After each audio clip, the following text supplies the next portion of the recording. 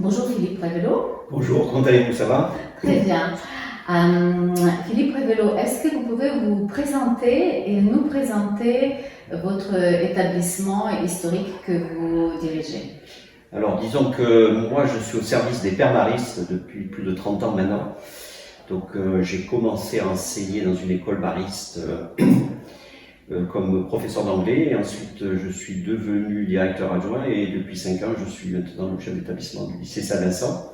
Donc, c'est un grand honneur pour moi d'être ici parce que c'est mon premier poste en tant que chef d'établissement et que être à la tête de cet établissement qui a quand même un certain prestige au niveau des résultats, mais aussi au niveau historique, c'est un vrai plaisir. Et c'est vrai que l'histoire de cet établissement fait que quand on vient ici, on sent très fortement une force.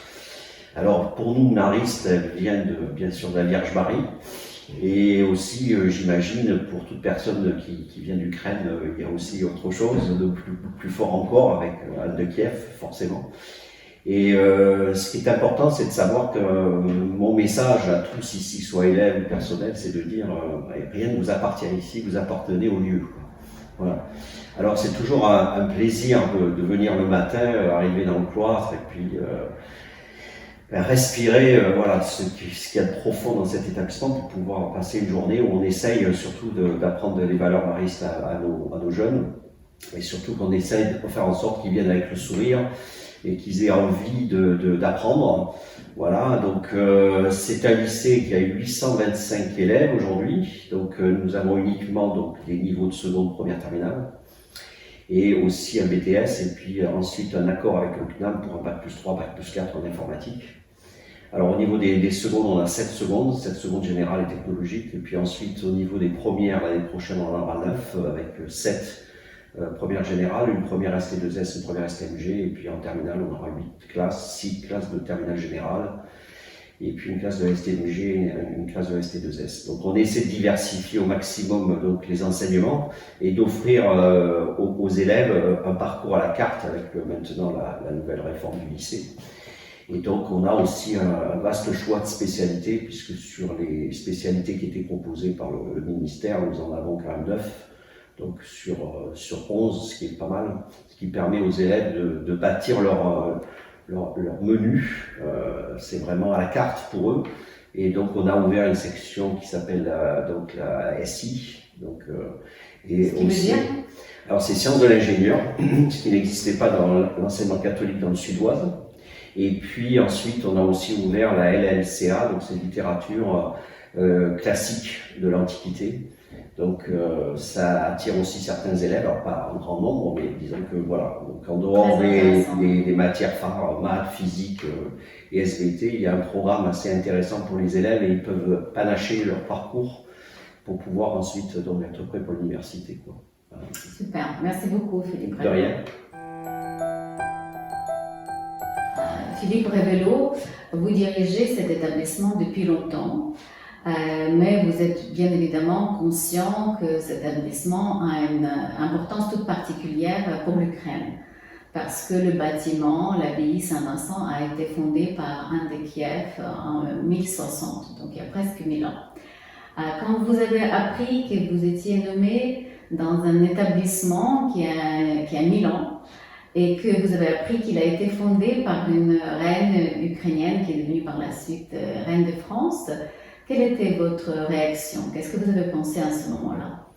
Alors, je me suis dit, il va falloir que tu relises l'histoire de l'établissement, parce que relire l'histoire d'un établissement, c'est déjà appartenir à l'établissement, et savoir qu'il y avait ce lien avec l'Ukraine, bon, c'était intéressant, d'autant plus que Monsieur Pignol, qui est le chef d'établissement emblématique de Saint-Vincent, avait fait changer quand même sur la statue d'Anne de Kiev, donc à Saint-Vincent, le mot Russie, c'était pas Anne de Russie, mais c'est Anne de Kiev, donc ce qui était déjà intéressant, et c'est lui qui a posé les jalons de cet échange avec l'Ukraine et avec des jeunes Ukrainiens qui viennent chaque année, et nous espérions cette année aller à Kiev pour la première fois, mais bon, ça n'a pas pu se faire.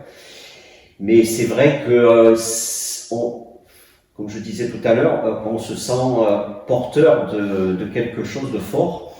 et de pouvoir vous accueillir au mois de mai quand vous venez pour le pèlerinage. C'est toujours une joie, parce qu'en fait, Saint-Vincent, c'est un lieu international.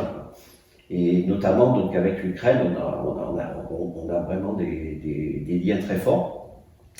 Et en fait, cet établissement, c'est un établissement historique. Et donc, il ne doit jamais être fermé à ceux qui veulent venir le visiter. Et c'est pour ça que depuis 5 ans, je m'emploie aussi à essayer d'ouvrir au maximum aux jeunes, aux visiteurs. Et il ne faut pas que ça soit un lieu clos, mais que ce soit un lieu ouvert et un lieu de culture où bon, on a des concerts qui sont organisés. On a beaucoup de personnes qui demandent des associations à venir aussi ici.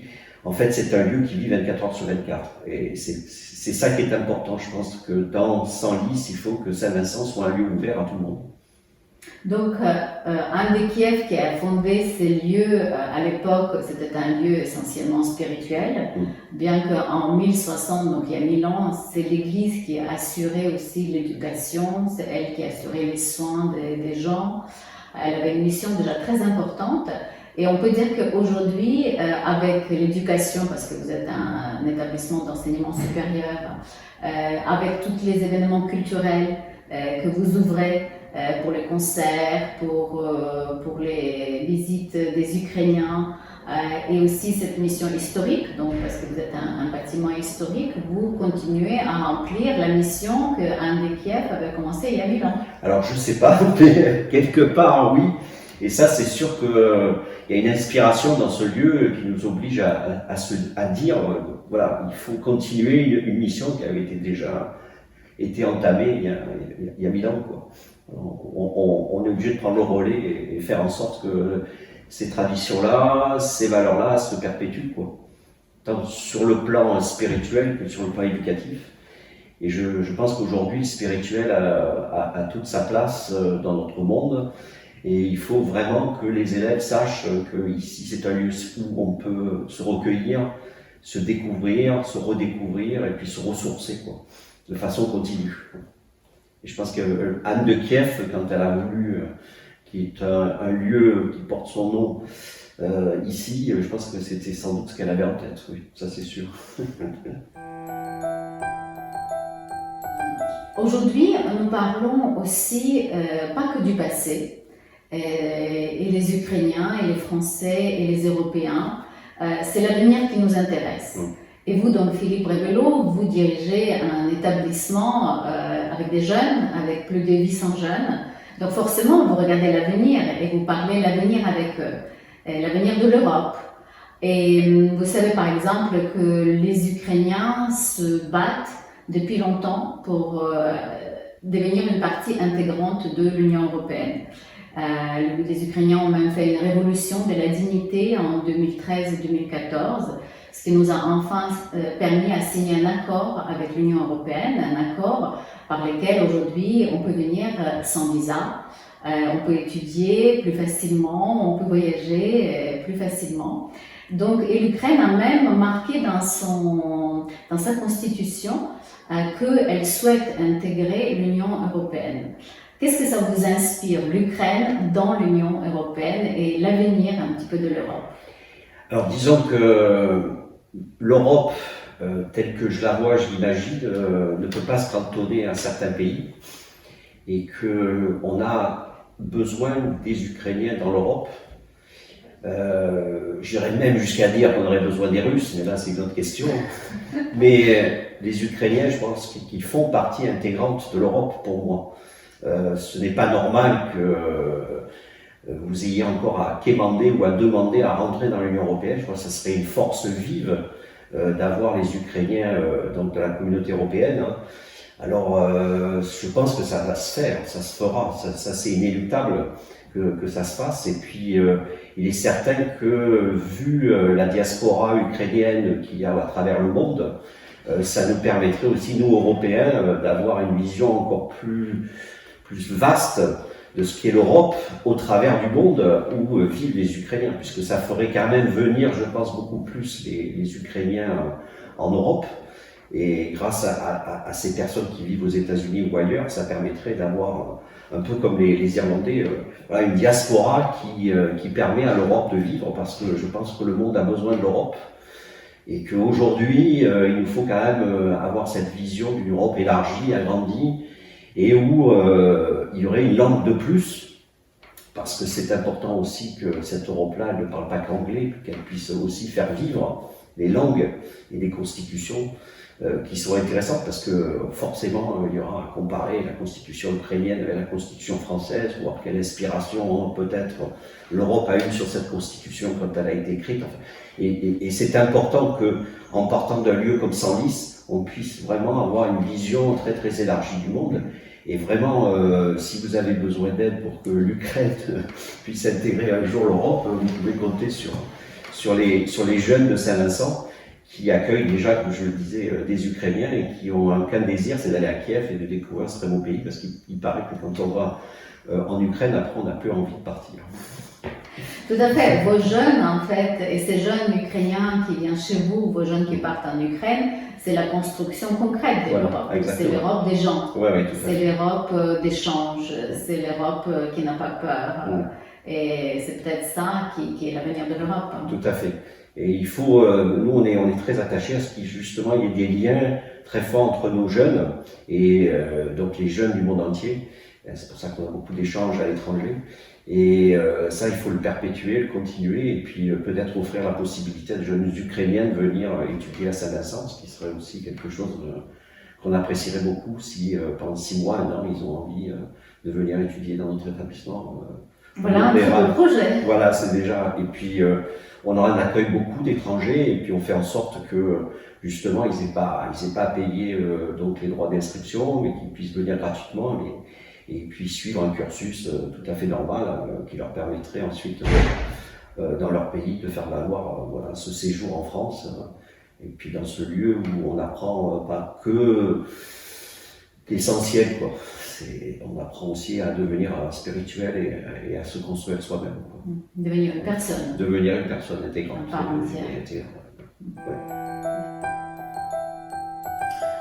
Philippe Révélo, notre 4e question, ce sera un peu plus sur cette histoire de Monsieur Pignol, donc, qui a dirigé l'établissement bien avant vous et qui s'est passionné de l'Ukraine.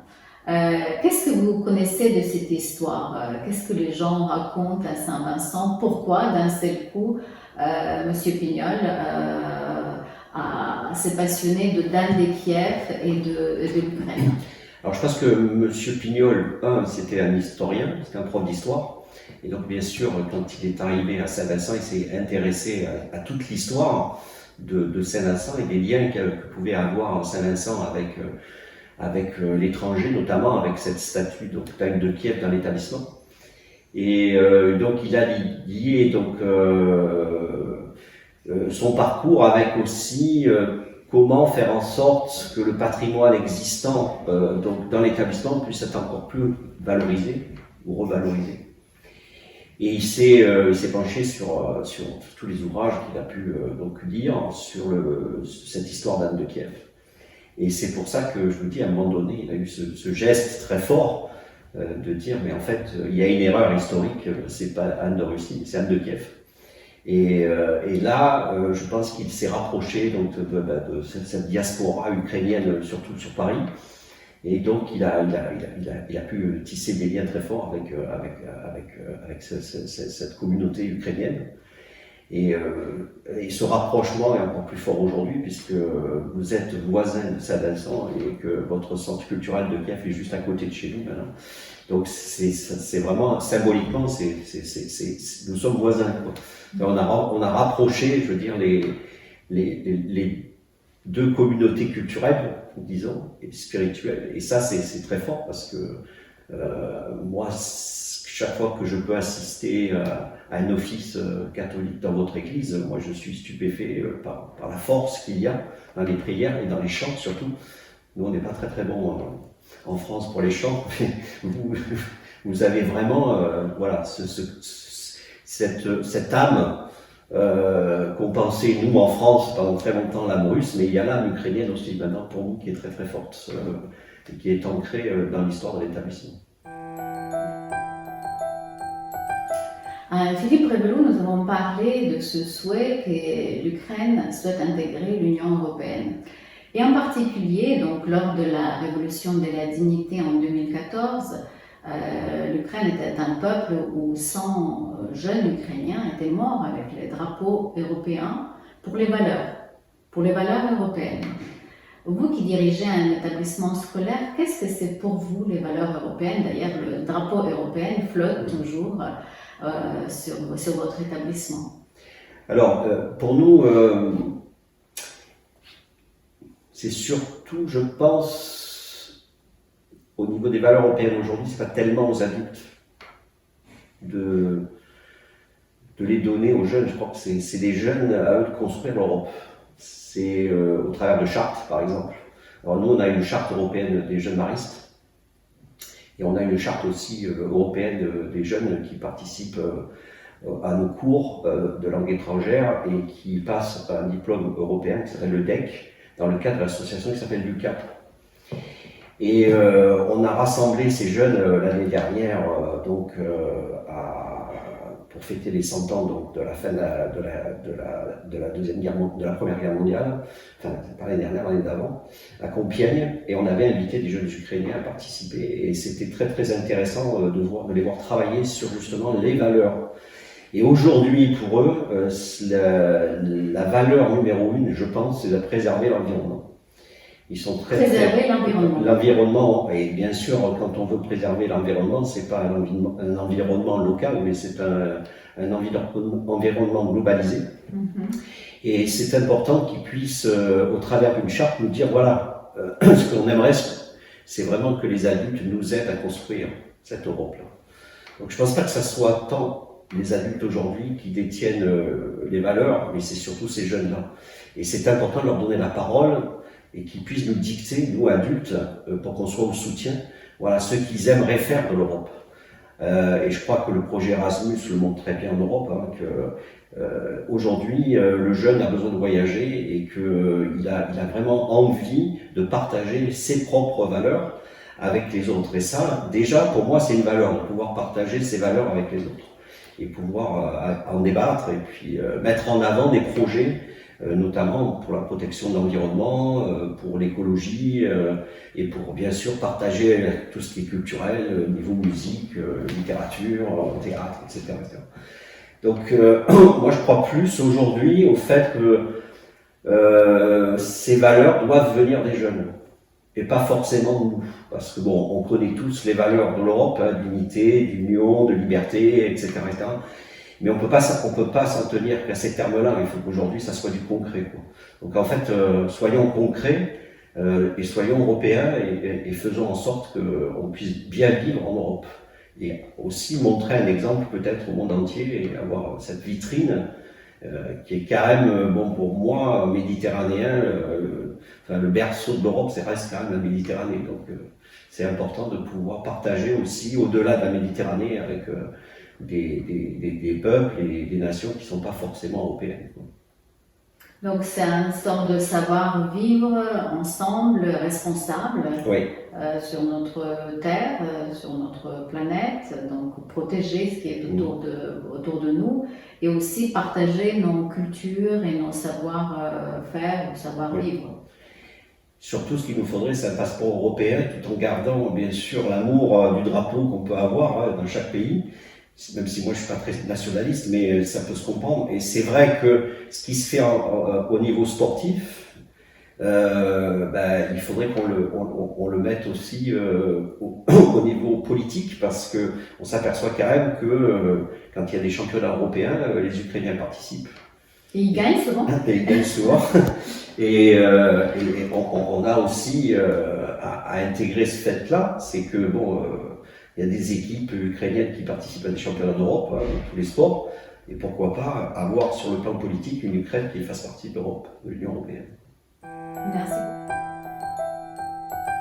Vous connaissez l'Ukraine depuis très longtemps, donc depuis que vous dirigez cet établissement, depuis combien d'années? 5 ans. 5 ans, voilà. Depuis 5 ans, vous êtes en contact avec l'Ukraine parce que l'établissement a été fondé par une reine ukrainienne, parce que vous recevez des jeunes Ukrainiens chez vous, parce que nous, donc Saint-Train de Kiev et l'église des symbolistes juifs sont chez vous très souvent. Merci beaucoup de nous recevoir chaque fois. Vous voyez cette diaspora aussi ukrainienne. Donc, les Ukrainiens, vous les connaissez depuis 5 ans. Bien, j'allais dire. Pourquoi, pour vous, c'est un peuple européen? Qu'est-ce qui fait des Ukrainiens un peuple européen? Alors, un peuple européen parce que géographiquement, l'Ukraine n'est pas séparée par la mer ou par un océan, donc fait partie intégrante de la géographie européenne. Et je pense aussi que, pour moi, ils sont européens dans le sens où ils se sont révoltés contre un pouvoir fort, puisque l'Ukraine a quand même énormément apporté à l'Union soviétique. Même bon, si l'histoire s'est mal passée après pour le peuple ukrainien, mais c'est un peuple qui a beaucoup souffert. Et cette souffrance-là, il faut forcément qu'à un moment donné, ce peuple trouve une liberté. Et l'Union européenne est une porte symbolique, donc qui doit être ouverte à ce peuple qui a beaucoup souffert, mais qui a aussi produit sur le plan culturel énormément, et on s'en aperçoit aujourd'hui. Je pense que, un peu comme dans la littérature anglaise, aujourd'hui on mentionne quand même le pays de l'auteur. Avant, on pensait que tous les auteurs qui écrivaient anglais étaient anglais. En fait, on s'aperçoit que pas du tout.